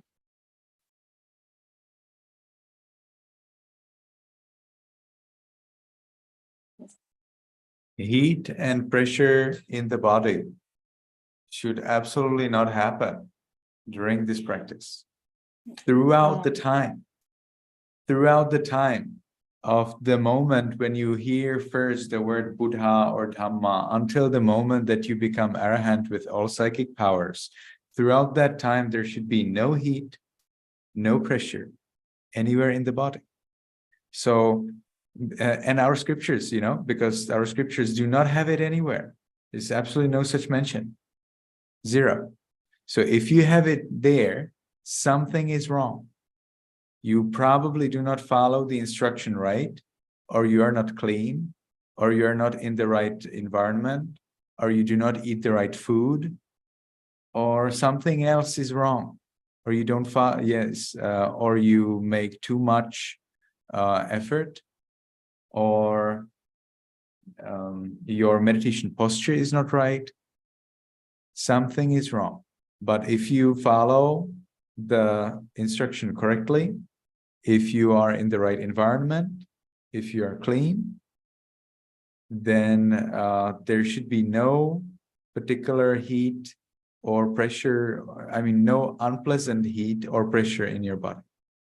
Throughout the time, from the moment you ever first time hear the word Buddha or Dhamma in your life, until the very moment that you become an Arahant with all psychic powers, there should never be any problem with heat in your body or pressure in your body during meditation. based on following the instruction. Thì cái sự căng tức và cái sự nóng mà nó khó chịu ấy, thì không bao giờ là nó là đúng cả.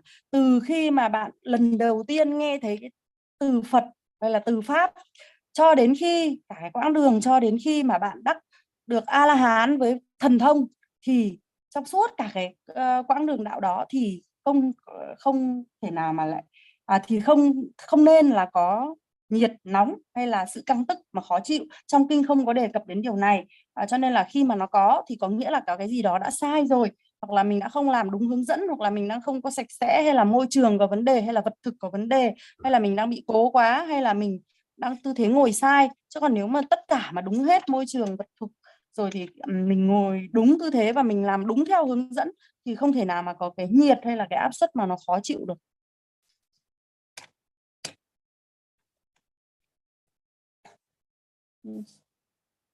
Okay. Any more question? Còn câu hỏi gì nữa không? Thắm ơi, hết rồi đúng không? Thắm ơi. Mọi người có câu hỏi gì nữa không ạ? Quý vị phụ tá và quý vị thiền sinh có câu hỏi gì không ạ? Some people could say, how come that Ashin Sarana criticizes the bhikkhuni so much, but he actually is talking with the bhikkhunis and visiting them in their monastery and teaching them Dhamma and all those things? Well, first of all, we are human beings, right? Regardless whether you are a bhikkhuni or bhikkhu or a rebel or a robber or a king, in all those cases, you are a human being. And even if you wear a dragon or you wear a god or a ghost, in all of those cases, you are a living being. And we need to deal with all living beings with loving kindness. When I relate to bhikkhunis, I relate to them as if they were tilashin, as if they were 10 precept nuns, which is the solution that I learned from my master in Sri Lanka. So my master in Sri Lanka, with whom I stayed for about a year in Sri Lanka monastery, he dealt with bhikkhunis exactly that way. So he considered the bhikkhunis as tilashin, as 10 precept or 8 precept nuns. So that's how I do it. That's how I can easily relate and live and discuss and do whatever with bhikkhunis. It becomes a little troublesome for me, however, when it comes to supporting them. So monks are prohibited from giving things to lay people, but monks are not prohibited. Is that? Yes, but monks, well, there's this. So monks, if the nun is a nun, actually, if the nun is a layperson and works in the monastery as an assistant, well, then I should be allowed to give her robes. But as a bhikkhuni, I am not allowed to give her robes. I should not be allowed to give her robes. So if she were a layperson and she worked in a monastery, then that would be working.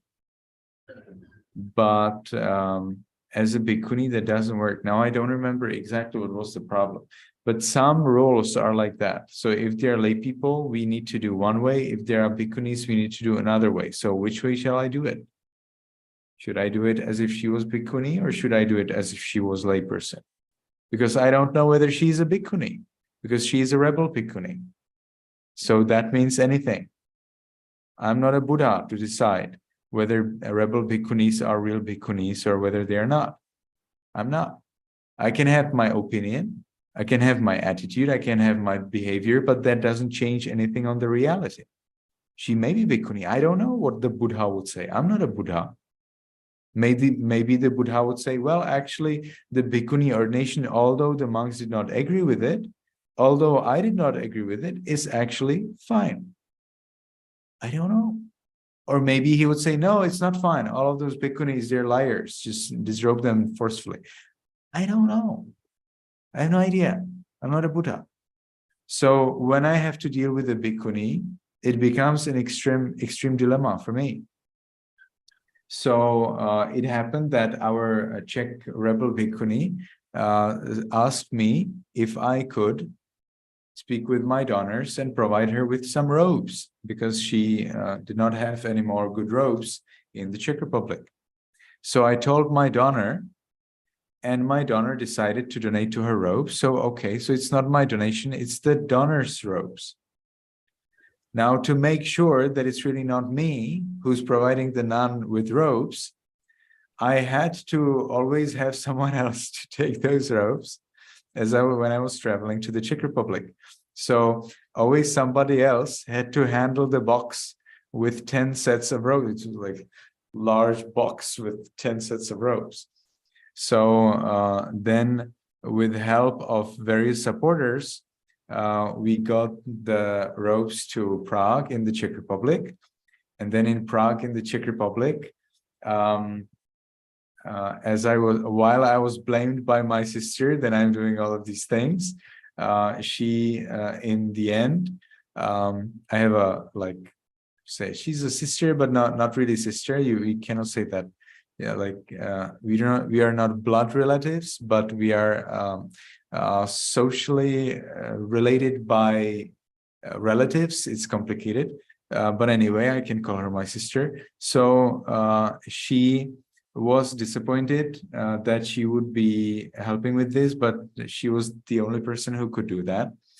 So she went with me to Prague, to the post office, and there we had to resolve all of these customs problems. And then after resolving that, we got one big box with a lot of robes for the nun.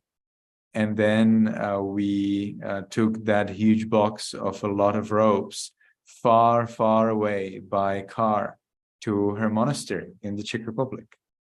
She has a nice big, medium-sized monastery in the Czech Republic. We do not have a monastery of monks. We have a monastery of a nun, Theravada nun. And so we brought it to her, and my sister donated to her those robes, clearly explaining that it's not me who donated the robes, so that I do not break a rule.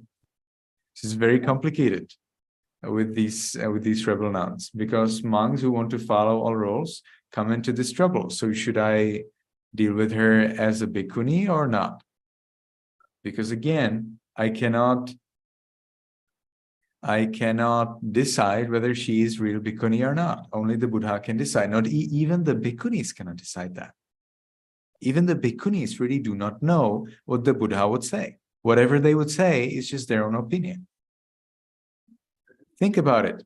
All of the Tipitaka-dharas, all of the Vinaya Pitaka-dharas, all of the Abhidhamma Pitaka-dharas, all of the Digha Nikaya Bhanakas, all of the Majjhima Nikaya Bhanakas, all of the Sanyutta Nikaya Bhanakas, all of the Anguttara Nikaya Bhanakas, all of those who have memorized a significant portion of the Pali scriptures, all of them, without an exception, agree on one thing, that bhikkhunis do not exist, and the bhikkhuni ordination is, how to say that, fake.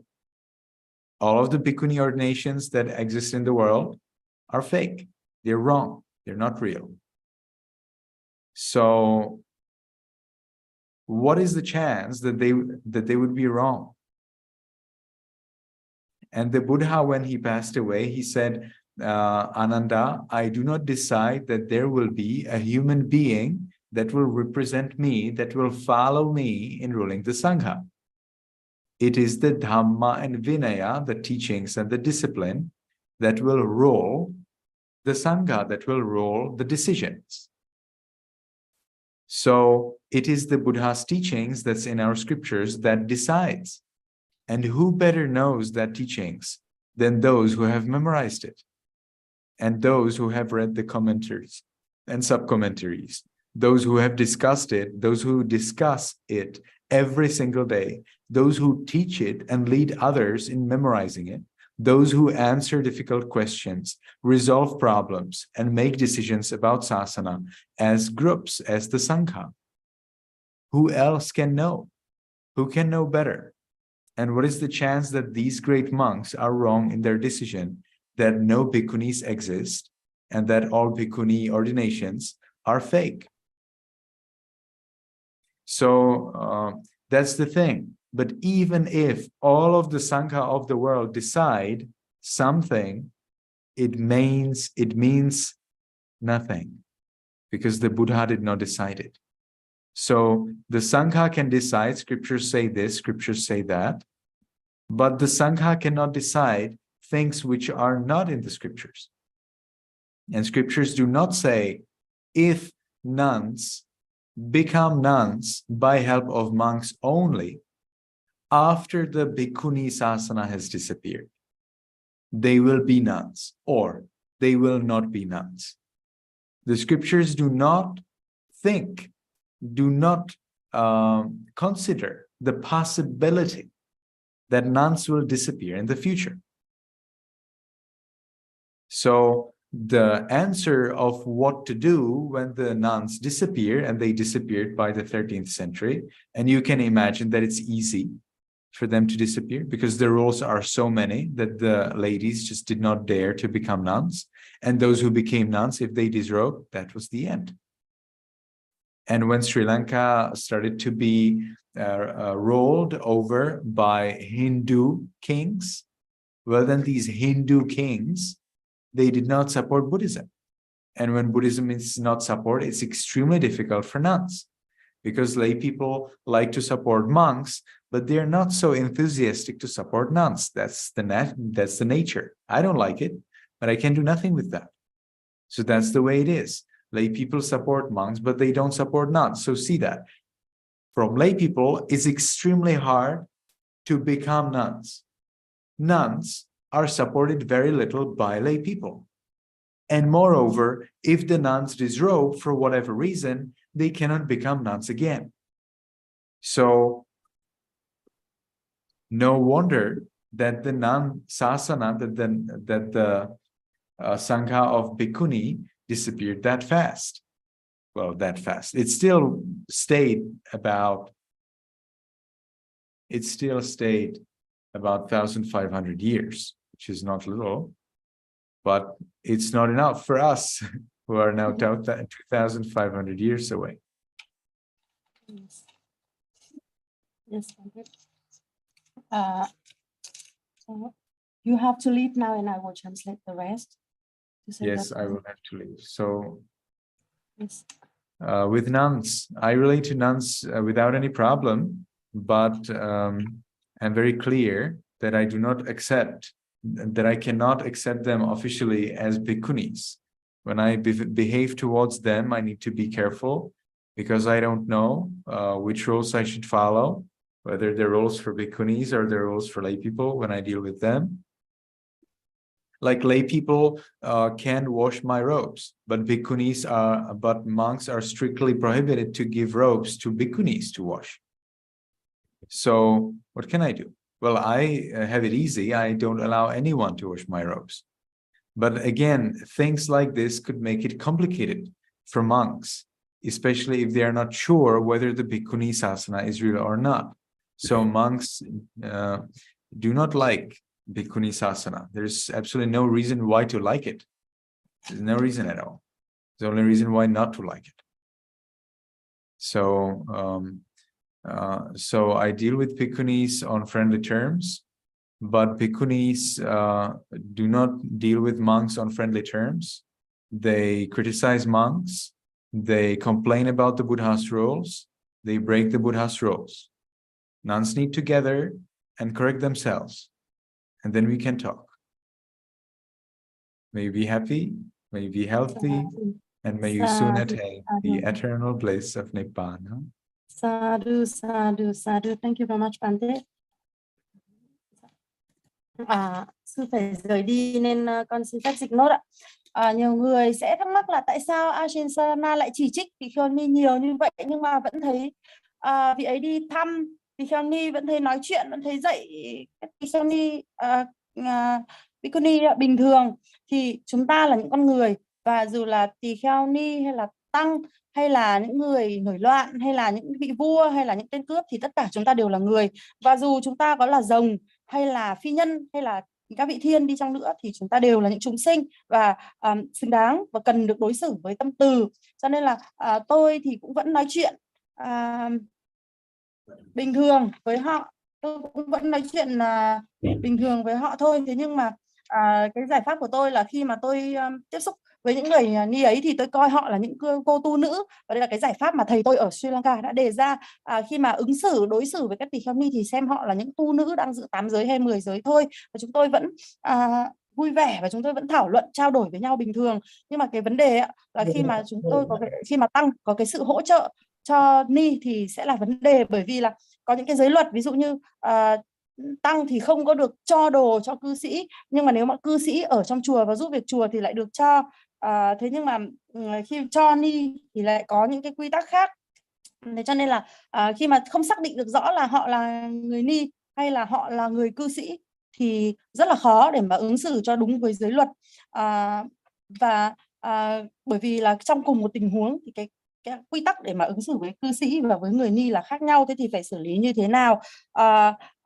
Vì tôi cũng không phải là Đức Phật để mà có quyết định, và đây chỉ là cái quan điểm riêng của tôi thôi, và cái quan điểm riêng của tôi thì thực ra nó cũng không thay đổi được thực tế. Tôi không thể biết là Phật nói gì, biết đâu Phật mà ở đây thì Phật lại nói là những người ni mà họ được xuất gia bởi những vị tăng mà không cần cái sự đồng ý của cả tăng đoàn thì họ cũng vẫn được chấp nhận thì sao? Hay là Phật nói là điều này là không được chấp nhận và lập tức phải bắt họ xả y, thì tôi cũng không biết. Cho nên là tôi rơi vào một cái tình thế tiến thoái lưỡng nan. Và với những cái người người ni mà nổi loạn lúc nãy nói, thì họ hỏi tôi là tôi có thể xin với thí chủ của mình cho cô ấy một ít y được không? Thì tôi nói với người thí chủ của mình là dâng cho cô ấy một ít y, hỗ trợ cho cô ấy một ít y. Thế nhưng mà tôi lại phải làm rõ là đây không phải là tôi cho, để đảm bảo là đúng giới luật đấy, thì tôi lại phải nhờ người mang hộ. Và khi mà thí chủ tôi dâng 10 bộ y thì phải mang sang bên Tiệp, mang sang thành phố Prague và Tiệp, và tôi lại phải nhờ một cái người em gái của mình, tức là em gái nhưng không phải là quan hệ huyết thống nữa, mà gọi là em về mặt xã hội đó. Cũng không hẳn là về mặt xã hội mà về mặt gia đình, nhưng mà lại không phải là huyết thống.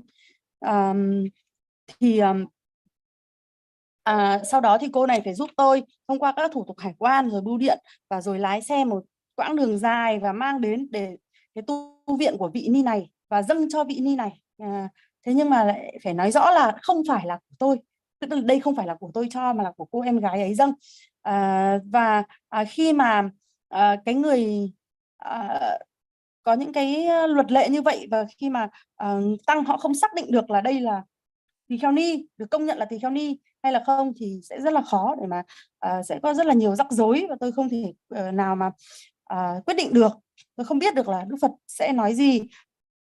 Thế nhưng mà tất cả những pháp sư mà thuộc lòng tạng kinh, tạng luật, tạng luận, vi diệu pháp hay là tăng chi bộ kinh thuộc lòng kinh điển Pali, thì họ đều đang thống nhất là tỳ kheo ni ngày nay là không tồn tại, và cái sự xuất gia của tỳ kheo ni là không có thật.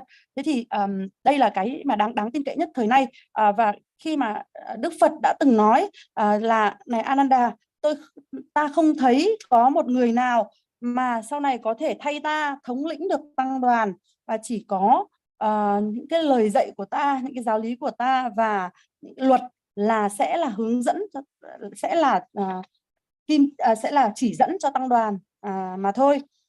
Thế thì ngoài những cái vị pháp sư, khi mà những cái vị pháp sư thuộc lòng cả ba tạng kinh luật luận như vậy, nhưng mà những người mà họ đã nhớ hàng ngày họ học về luật, về kinh luật luận, hàng ngày họ trao đổi và họ đi dạy, họ trả lời những câu hỏi, và họ là biểu trưng của tăng đoàn, thì còn ai biết về luật, giới luật hơn những người này nữa. Thế thì cái quyết định của họ thì cái khả năng là nó sai thì là rất là thấp.